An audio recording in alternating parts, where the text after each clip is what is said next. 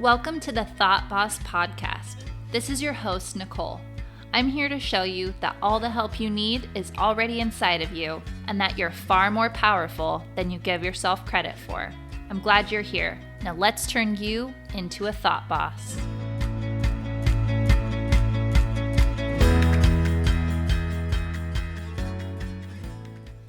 Episode 11, The Model. Hello, my friends. How are you doing? I'm so excited to be here. Listen, today I'm going over something that is absolutely fundamental to you being able to coach yourself, okay? Today we're talking about the model. And it really should have been my first episode, but I did my first episode back when I had just gotten done with training. And my brain was so full of coaching jumble that I was not really thinking straight. And so I went back and listened to my first episode. I was like, what in the world am I talking about?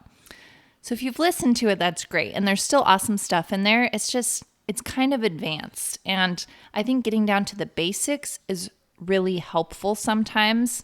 Actually, all the time. The basics are all you need. So today we're going to talk about the model. The model is just the tool that I use to coach people and to coach myself. It's basically like a formula. Like when you're in like algebra 2, they've got like x plus y equals z. It's simpler than that. Trust me, I'm not good at algebra. I'm pretty sure that was the first class I got like a C- in. I was heartbroken. I'm just not good at algebra, and that's okay with me. I think if I wanted to be, I could be, but I'm not. Okay, anyway, yes, a formula. The model is a formula where you plug in your thoughts and your feelings, and what comes out the other side is your result, okay? So it's going to be really basic, but very, very helpful, okay? Here we go. The model is a 5-part formula.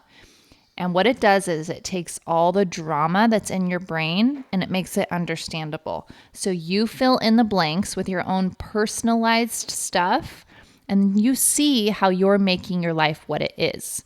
In fact, it really makes your whole life understandable. And here's how.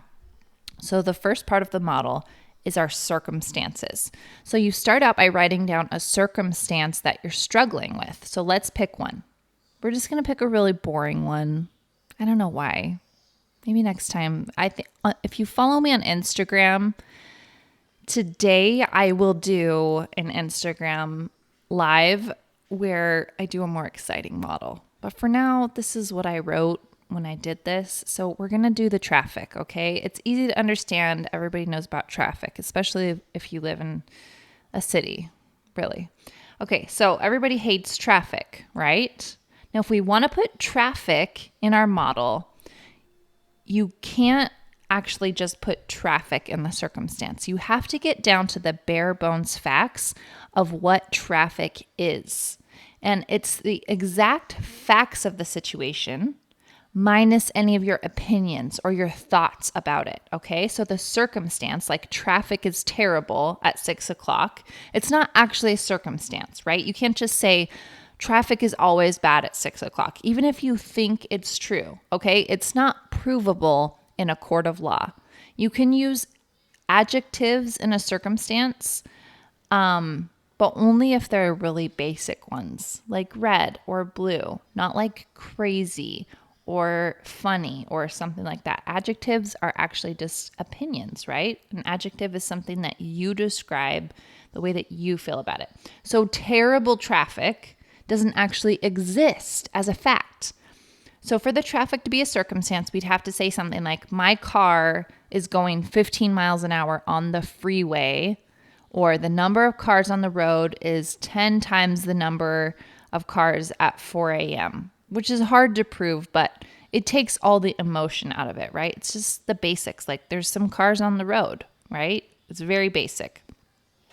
So what we're doing here is we're trying to make the fact neutral so that we can see how all the drama is really just created by us and the thoughts that we're having about it, okay? So even if most people say that that's bad traffic, that your definition of how many cars are on the road or how fast you're going on the freeway is bad traffic, it still doesn't make it a fact. So in your circumstance line, you would write, X number of cars on the freeway, or I'm going 15 miles an hour in a 75 mile an hour zone. Okay. And all the parts of the model are connected. So that's our C, or our circumstance. So we put a C at the top of our paper. Under your circumstance, we'll write a T. The T stands for thought. So what happens after a circumstance in our model is we have a thought about the circumstance. Actually, we have a lot of thoughts. Our brain just keeps going. With the traffic, it's something like, oh, this traffic sucks, and I'm so tired of rush hour. Or we would have gotten through this so much faster if we would have just left 10 minutes ago. Or usually for me, I'm like, what is going on up there? Like, why is this so slow? Why doesn't everybody just drive like the speed limit and not slow down? So you're going to have all these thoughts, right? But when you're filling out a model, you just pick one. It doesn't matter which one you pick out because you'll get down to the bottom of it, okay? So the purpose of filling out the model is just to gain some awareness of your brain and how it's working. So here's what our model looks like so far. We've got a circumstance. My car is moving at 15 miles per hour on the freeway. And then directly following, we've got a thought. So let's pick one. How about, I'm so sick of traffic. We're going to put that in the thought line. That might be a sentence you actually think in your brain or say out loud, okay? That's all a thought is. It's a sentence in your brain. Okay, so we've got those two things. And one thing to know about thoughts is that they are actually always optional. They're not factual. Opinions are optional. And how we see or how we judge or we love something, that is also optional, meaning you get to choose what you think. You have full control over it. I know that you're saying right now, like, I don't have control over it, but just because it's subconscious or automatic does not mean that you don't have control over it, okay? So a sentence or a thought is just a sentence in your brain, and it's often not even recognizable as a sentence because it happens so fast.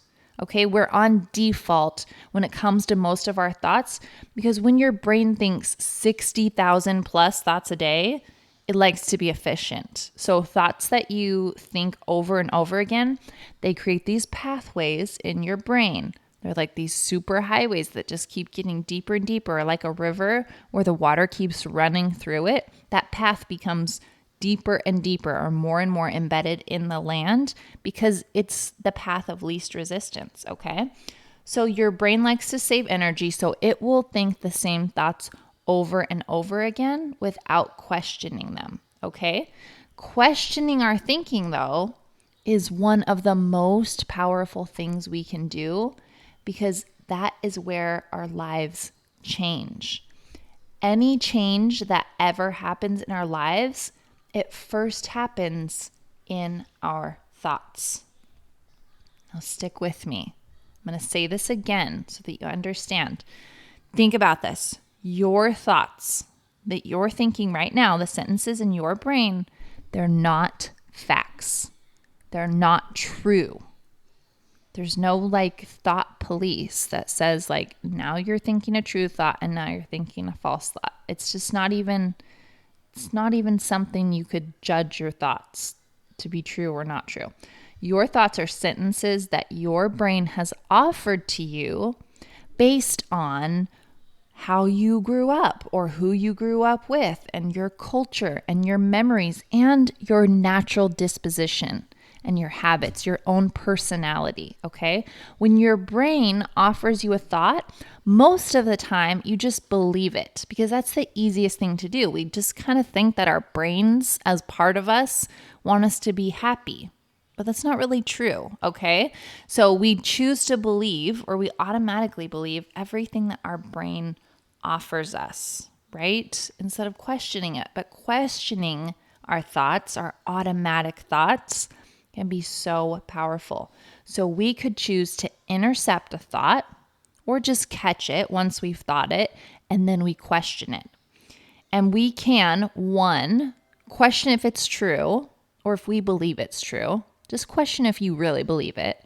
And two, we can question if it's a thought that we want to keep on thinking, or if it is a thought that's helping us in some way, or I like to say a thought that is serving us. Okay, that's kind of like a coachy term. So we need to figure out if it's a thought that we want to keep thinking, which if it's helping you or if it's serving you, it's probably a thought that you want to keep thinking, right? Okay.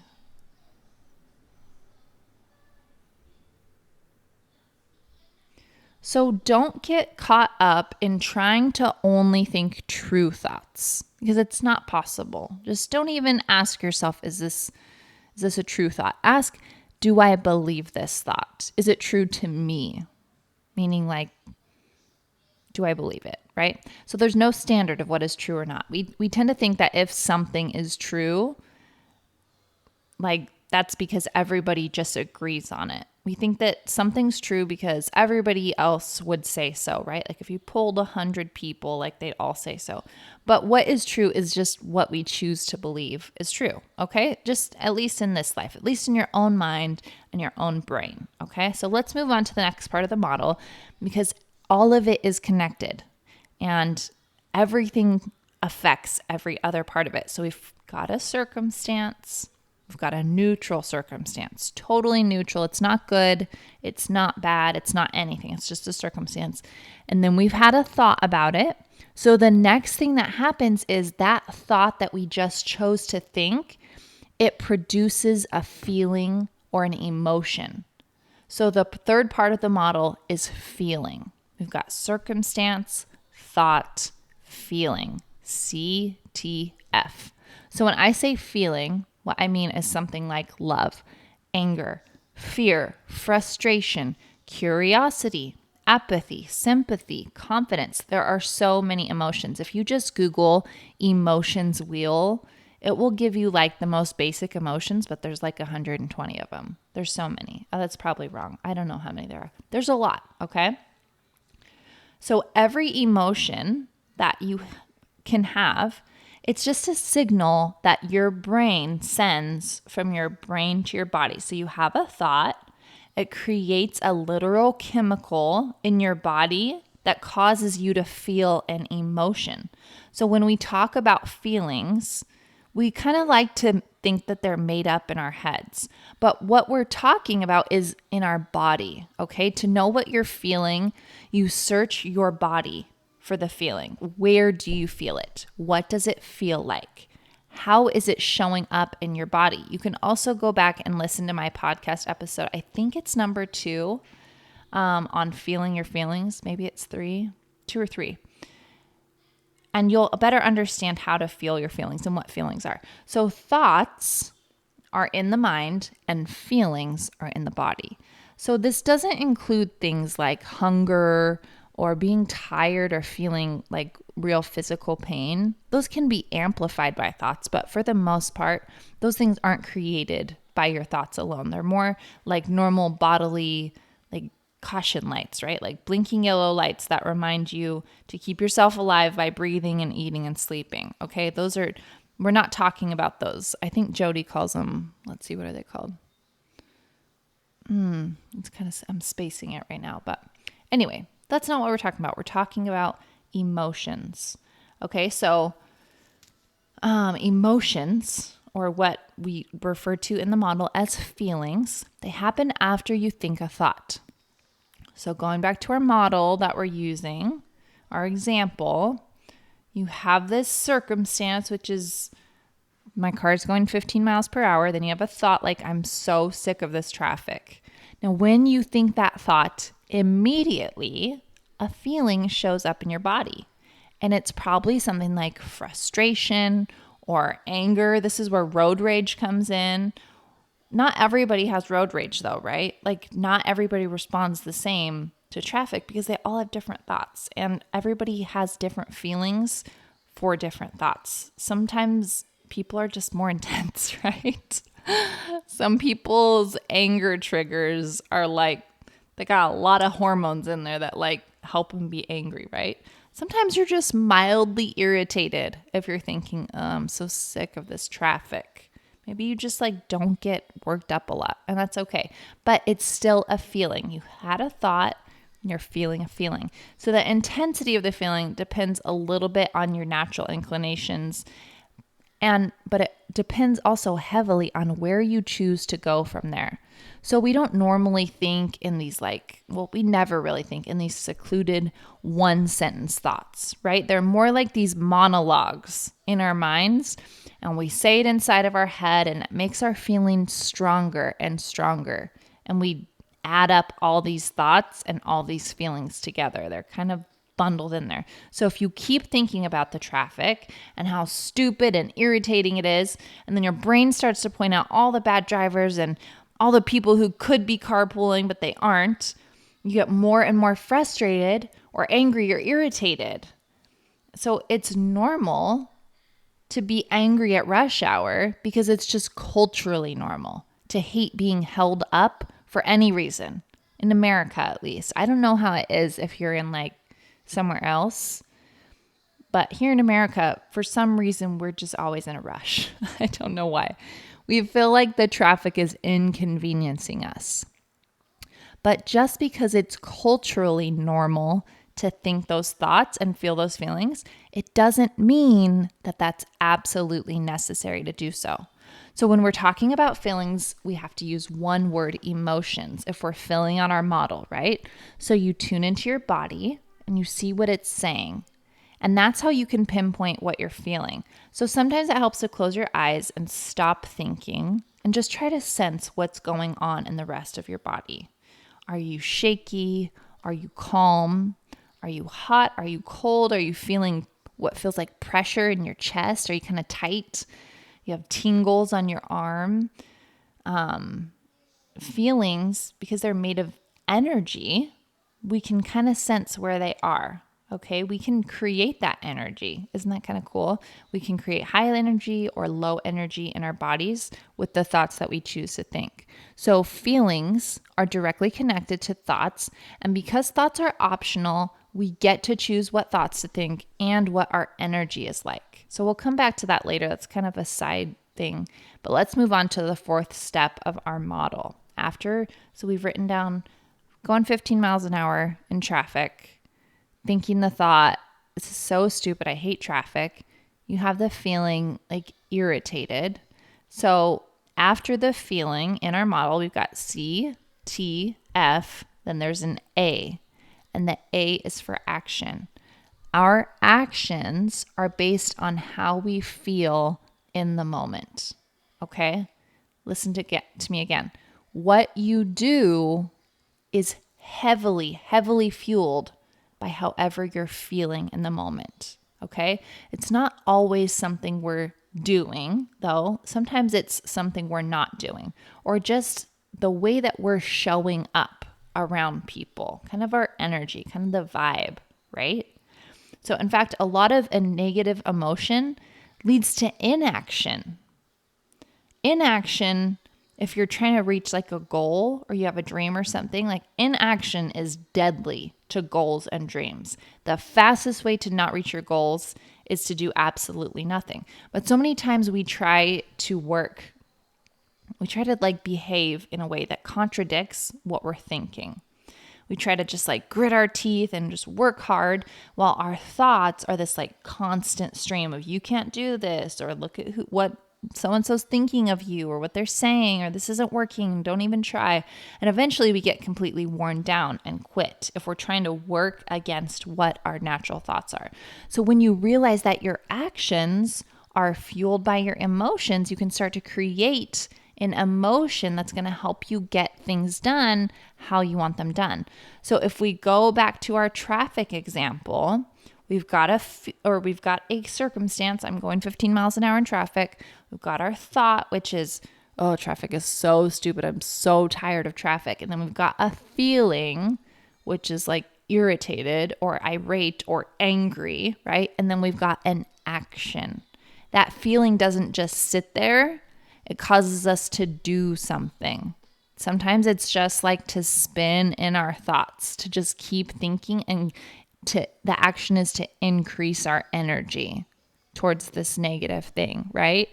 Or if you're in traffic, like people start honking their horns, right? This is how people get in accidents. They start swerving through traffic, or they get on somebody's tail. Or interesting, think about this, when you're in traffic and you're thinking like, this is super irritating, and you feel irritated, it's not a good emotion, right? You don't want to feel it, so you try not to feel it. You buffer, usually with your phone or some food. You don't want to feel the discomfort of just sitting in traffic, whether you're bored or whether you're just angry. You try to cover it up with feeling something else. So that's how we get in accidents in traffic, right? Like somebody gets distracted, they turn on the radio, they turn on their phone, they start looking at their phone, and they create an accident. It makes traffic even worse. So listen, this is not a helpful cycle, okay? So do you see how your feeling is creating your action? Your feelings always show up in your actions.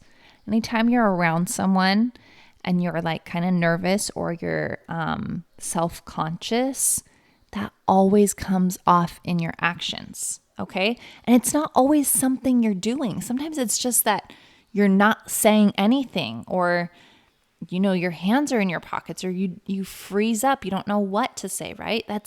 That is fueled or created by your feelings, okay? Isn't that interesting?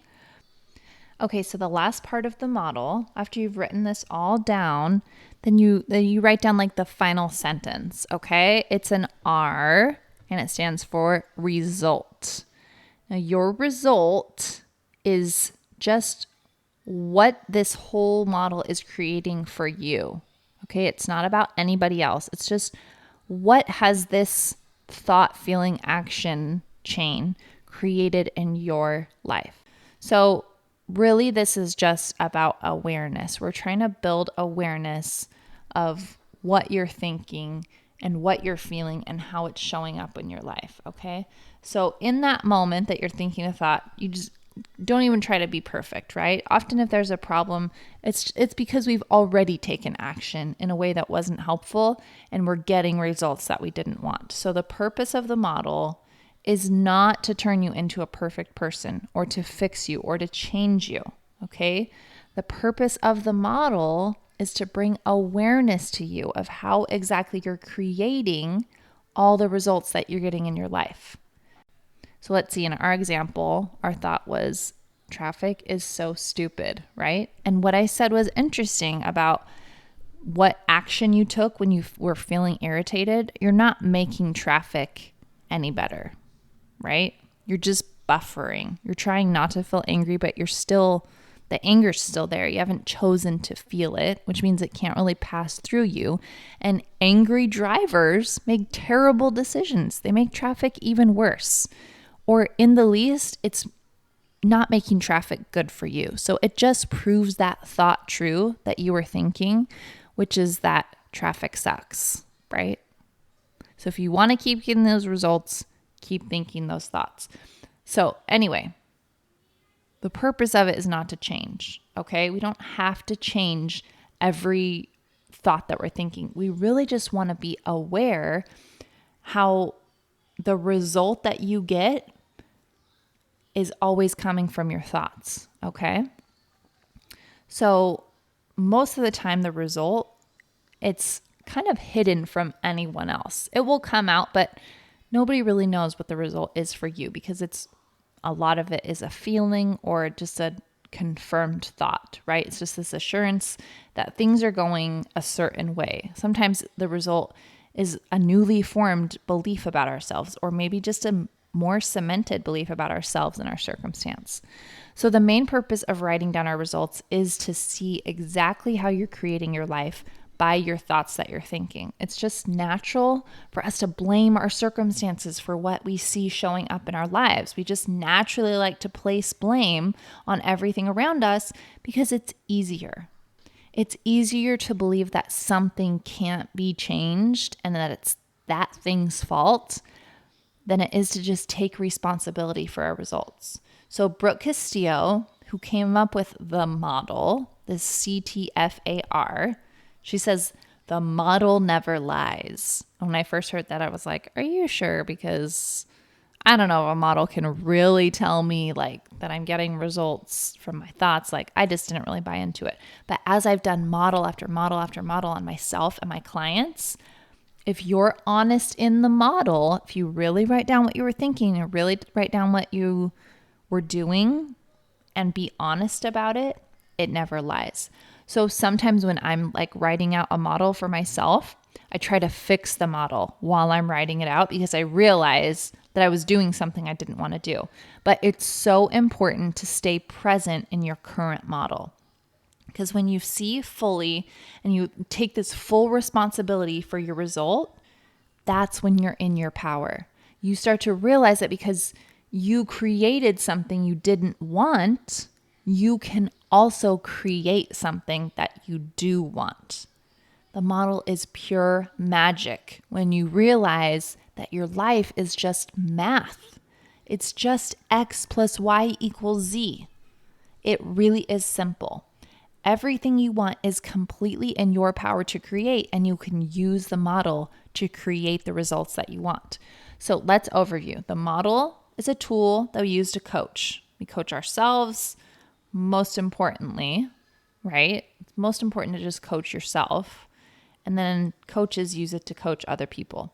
Side note, I highly unrecommend, disrecommend. I don't know what the word is, but I highly recommend that you don't try to coach other people. When I first learned about this, and probably every other woman that I've talked to, they like try to tell it to their husbands and then like, so tell me what you're thinking. And then he's like, no, I'm not interested in this, right? And if he finally does it, like all you end up doing is showing them that like, look, like this is the result that is in your life and you don't want it. Like it's all your fault that your life is like that. And nobody wants to hear that. Okay. Nobody wants to hear it unwillingly. This is why you have to be willing to be coached. That's why sometimes when people come to me, sometimes they're just not a good fit because they're not ready or willing to be wrong about their own thoughts. And if somebody's not willing to be wrong, they're not really ready to be coached. They kind of need to be coached on being ready to be coached, but they've got to do it themselves. So anyway, the model is the easiest way for us to map out our experiences. Categorize everything into circumstances and thoughts and feelings and actions and results, and then the puzzle starts to come together. And it's really simple, but it can get messy if feelings are involved, which is why everybody needs to go to a coach. This is why I go to a coach, because I'm in it. I'm feeling the emotion and the frustration and the fear and the anger. And when you tell it to somebody else, they can map it out for you.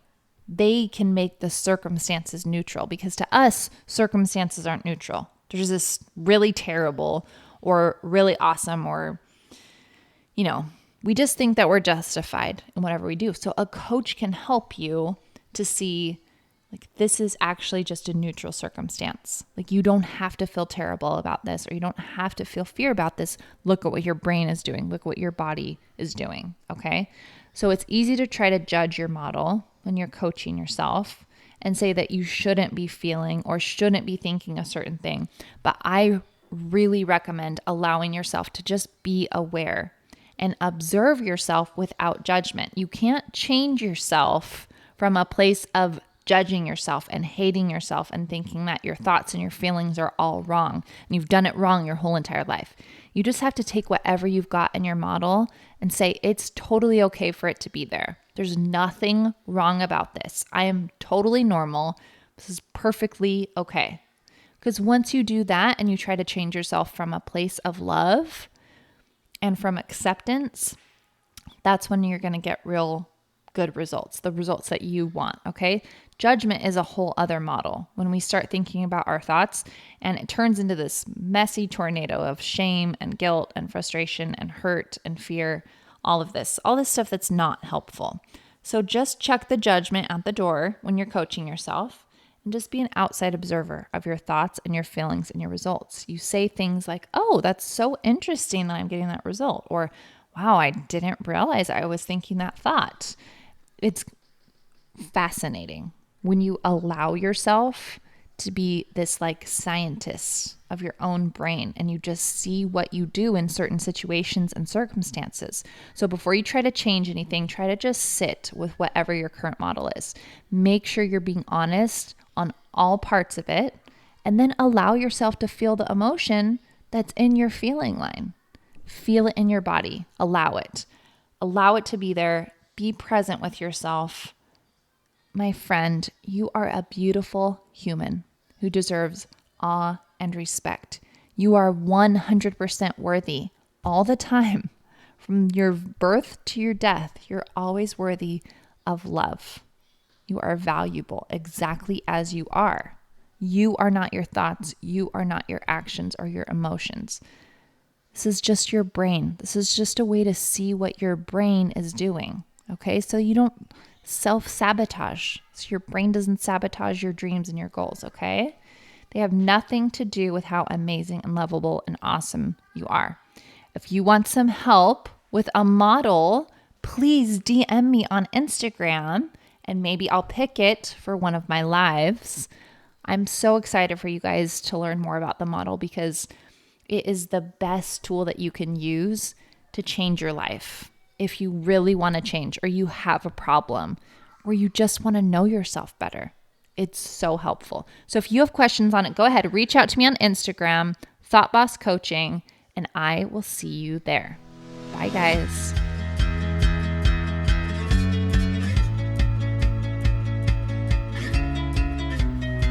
Hey, thanks for listening. For more help with specific problems, visit thoughtbosscoaching.com to sign up for a free coaching consultation to see if coaching is right for you. Thanks for listening, and I'll see you next time.